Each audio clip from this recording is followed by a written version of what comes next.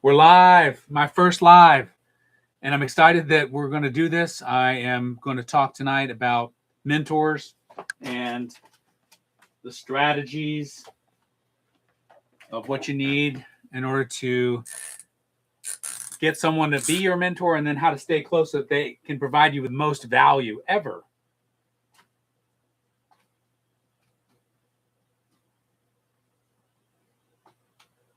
That's what we're talking about tonight. And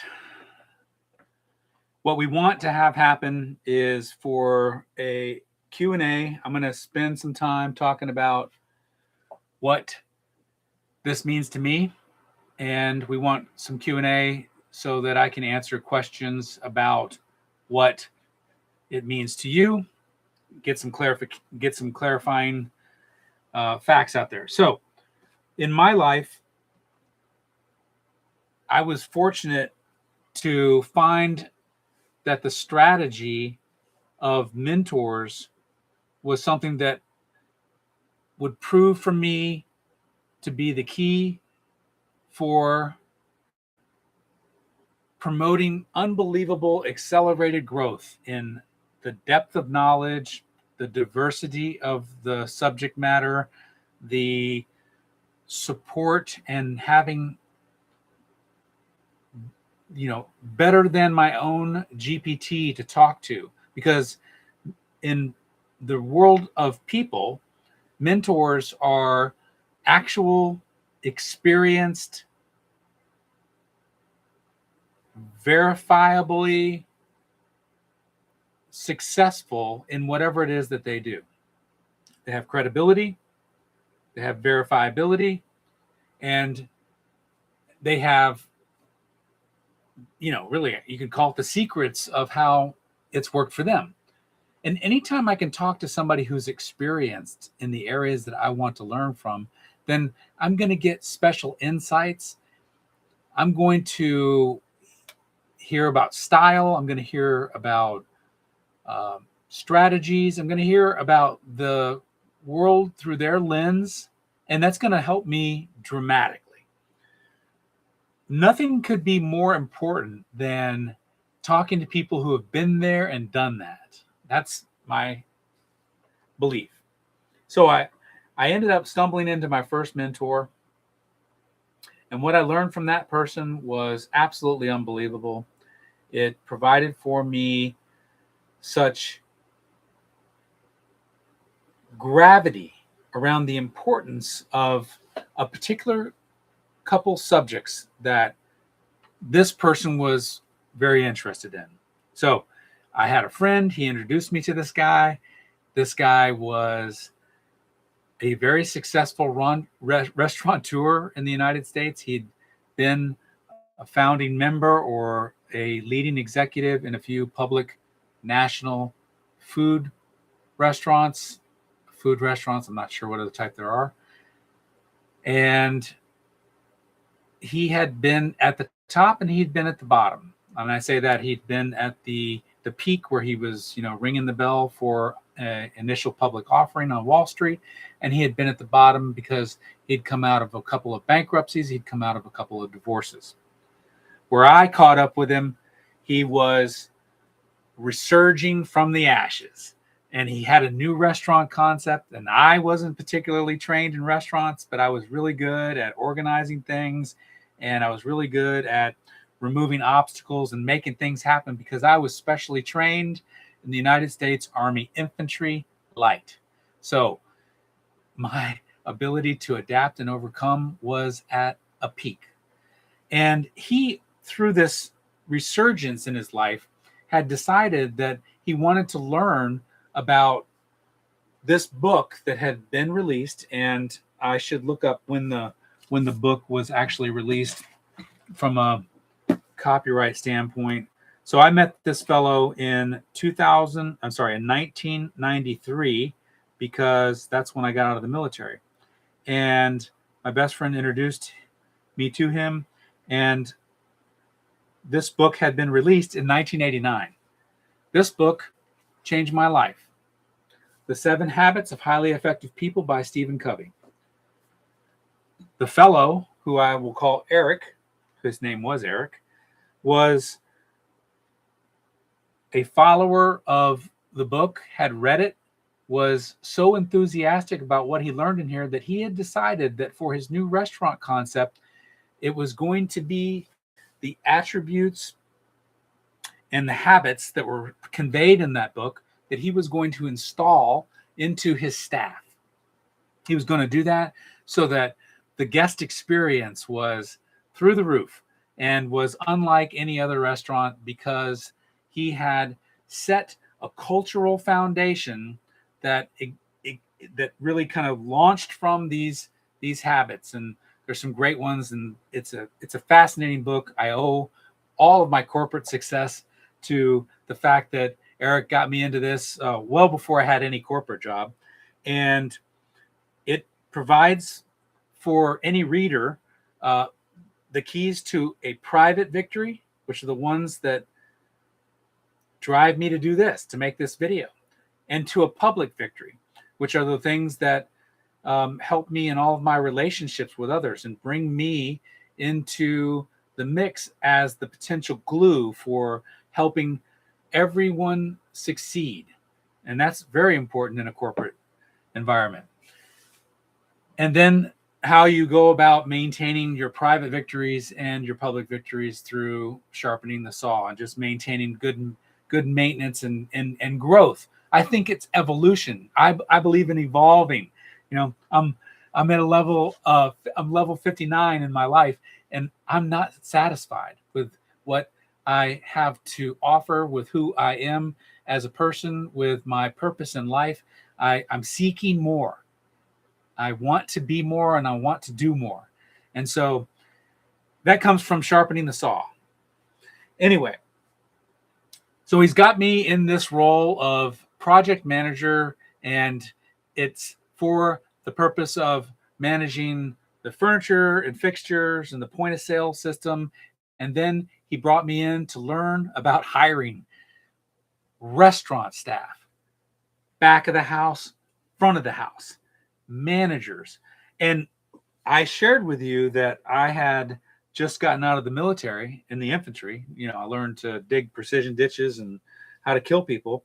The idea there was that I could ask questions and then I could take action and I could run independently. And that's what it took for a good project manager for him. And I think we liked each other. I know we liked each other. And I was grateful, so grateful that he spent this time with me. So what it left me with was an opportunity to be in the seat next to the guy, where I could watch the guy, I could hear the guy, I could see other people react to the guy. And that gave me an unbelievable seat at the person that he was, and the way that I saw him structure, the way that I saw him decompose obstacles, challenges, and the way that I saw him implement process. And I'm just sharing some of the highlights of what I learned from my first mentor. And you can imagine that I literally have a buzz cut, I'm high and tight, and I really don't know much about this. So, I'm seeing what the restaurant staff marketplace has to be. I'm watching people and they're answering questions, and I'm thinking the interviews are, going pretty good. I've never hired anybody to do anything. When you're a leader in the Army, you don't hire somebody to come in. They just show up. They got a set of orders, and they show up, and you give them a role, and you train them, and you're responsible for their competency, and they're responsible for their competency, and things go on, and then they leave, and then somebody else comes in, and that happens over and over and over again. I watched this man's process, and from observing it, I got insights into an amazing set of things that he was thinking about, and he was trying to determine through his questions whether or not this individual would be both a good hire for the basics, and did they have what he expected to be their competency, resilience, curiosity to take on some of these new things that he wanted to add to the responsibilities of a restaurant staff. And it was very fascinating. So I'm observing this, I'm listening to this, and through it, I would get the opportunity to watch one really critical skill that he had, which was he did not waste any time. So in his interview approach, if he made a determination that this person was not going to be a fit, the interview was over with. And what I watched the effect of that be was everything from disappointment that someone might feel because they're no longer eligible for a continued conversation, to the anger that somebody might have, to the what some people exemplified was an unstoppable desire to prove that they were worth making the decision for. And I watched him make some of those calls on the people that stood up and said, hey, you know what? But no, I can, I want, this is for me. I want this. That made a difference. And I watched him decide on these things. Some of them were, no's no matter what. And I can't say that I don't know what his methodology was per se. He had a process. It was from experience. It was very accurate. He believed most restaurants had something called a delivery system.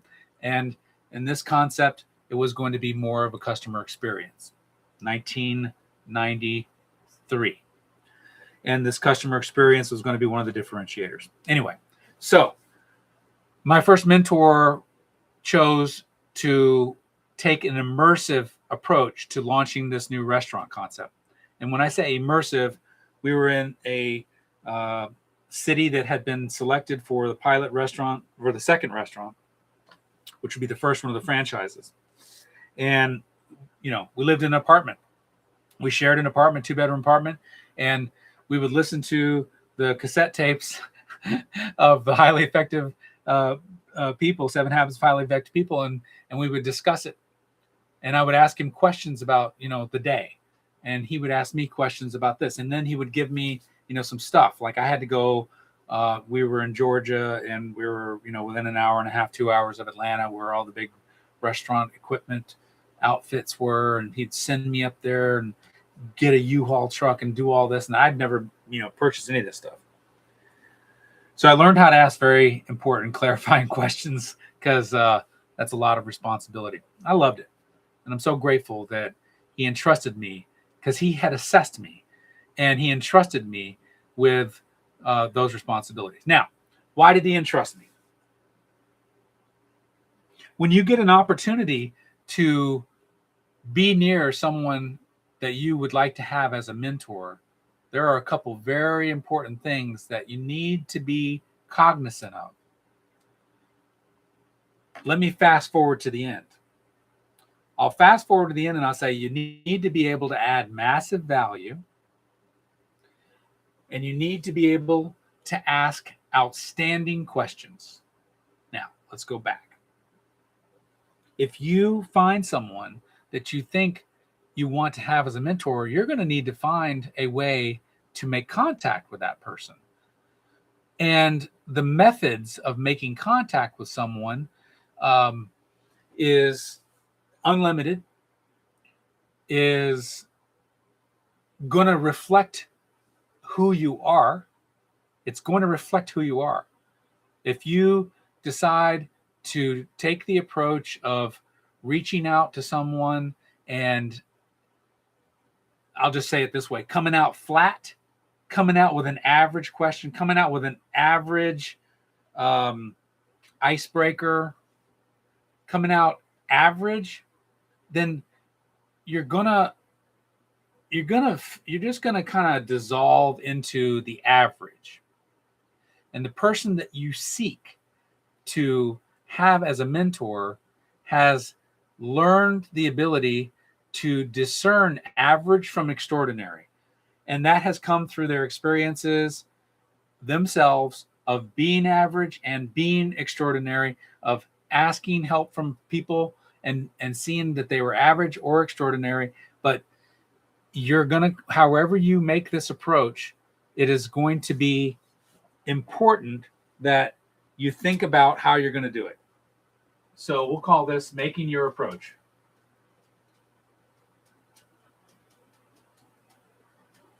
I don't know if I'm going to always do whiteboard stuff on the fly, but make the approach.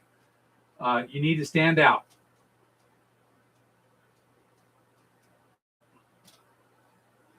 You need to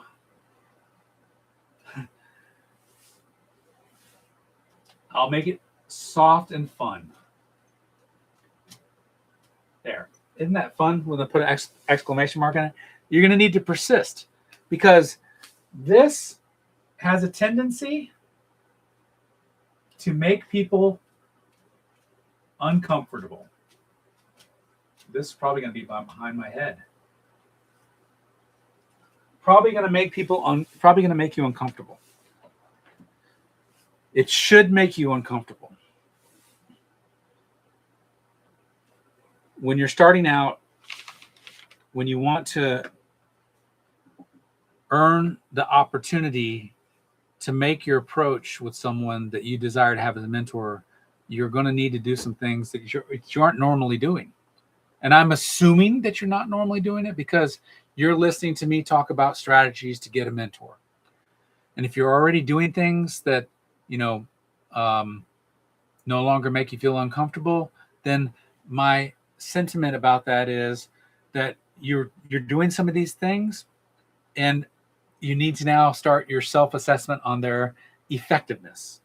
Are they effective? So you need to make the approach, you need to stand out, and you need to persist, because the chances are that someone who you desire to have as a mentor may have a well-designed life, and they may have a schedule that they have dialed in such that they are efficient. And that efficient schedule probably does not have a block of time with a big question mark on it where they wonder how and who they're going to fill that with. So if you think about someone in your life that you think is successful, and you look at what they do and how they fill their days, provided you have the ability to see that, I think you'll be able to see that they aren't necessarily just waiting around for someone to send them a DM or an email or tap them on the shoulder or, any of these things. They're probably dialed in. So if it's true that they're dialed in, how are you going to break their pattern? What are you going to do to find a way that gives you, the 3 seconds of daylight where the gaze comes on and you've got an engagement where you've got a chance to discuss it? So I'll be bringing that forward, and we'll be talking more about the approach in our next live. And I just want to thank everybody for watching this. If you are watching it, give me a comment or a like. If you want to subscribe to the channel, that's going to be great. I'm beginning the long form part of an existing movement that I have started on Instagram, which is at Next Level Paycheck. And there it is where I'm talking about 5-year plans, how to find your mentor, learning the proper role of a successful mindset. I'm having a lot of fun there. I started this in March of 2026. And as I shared, this is my first live. I'm really going to be adding to this channel a bunch of content like this thematically, which will help lead us all together to a community. And in the community, you're going to have the opportunity to have one of the most incredible high impact peer groups. Perhaps you'll be a part of this, but the peer groups that you need in your life in order to do things that are extraordinary. I'm not someone who follows the regular game plan that's out there for life. I didn't do that. I never went to college, and I've had plenty of financial success. I've had plenty of financial success across an incredibly diverse set of areas that permit me to now have, income from multiple sources, which was always a goal and was in the 5-year plan. So I'm going to cap this at 20 minutes. Thanks again for watching my first one. Can't wait to see you again.